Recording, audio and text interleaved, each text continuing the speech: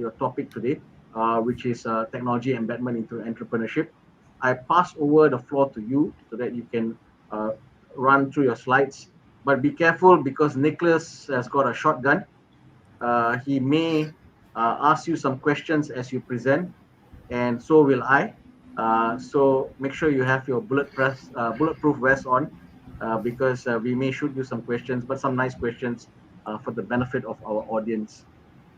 Over to you, Prof. Nazri. Thank you so much, Prof. Vinesh, and special thanks to APU for inviting us for this special event. I was hoping that by listing all the bullet points, you don't have to read everything, but thank you so much for your efforts and to read out some of our things that we did. Okay, so today we have put up something unique to the session because we are here not to get into definitions of what is AI, what is blockchain per se. We're going to avoid rehashing on what's out there already. So you don't know about AI, you don't know about blockchain. I'm sure you can Google. So before we drill down deeper into the AI and blockchain space, let's just ask ourselves, because I'm sure the audience comprises of students, recent graduates, professionals, as well as academicians, amongst others, and of course business owners themselves, because this is quite a broad audience that we are experiencing here. Now, I split it into four different categories, right?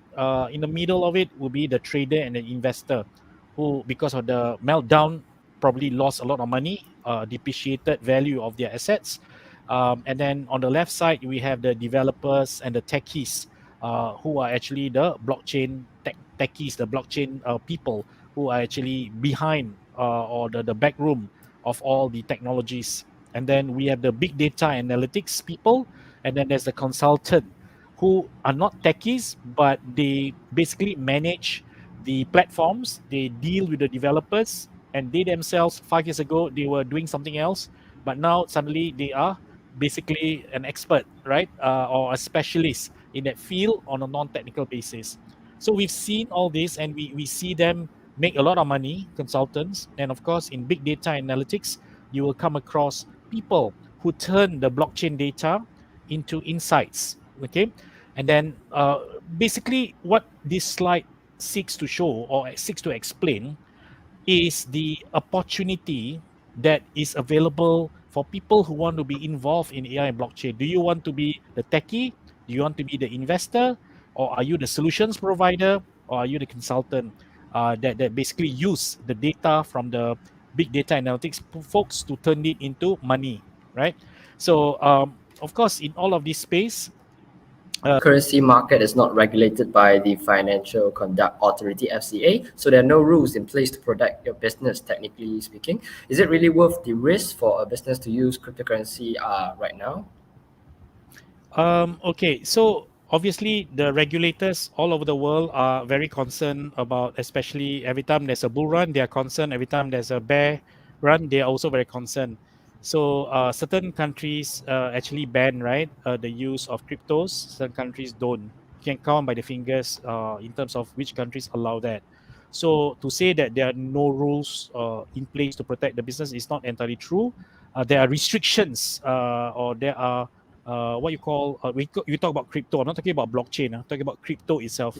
So crypto itself is banned in certain countries.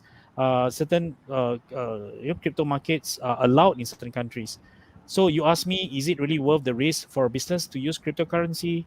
Right, because it depends on. It's a different topic altogether, but you have to understand the utility side of crypto. So is crypto being used for pure trading, pure investing, or is it used as part of, let's say, a loyalty point program, right? Is it being used as part of building a community, creating a loyalty point, creating value? People who collect points get to use it as a discount. People can use these digital assets as a means to what you call digitize their creative works, their music, their copyright, the contents. So what is the utility? To answer the question whether it's worth the risk, you have to ask yourself, for a business, right?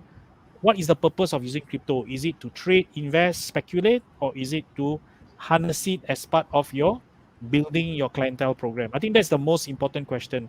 Because if the question is yes, you're doing it as a utility, then you should not be worried about the short-term spikes of volatility. You will follow the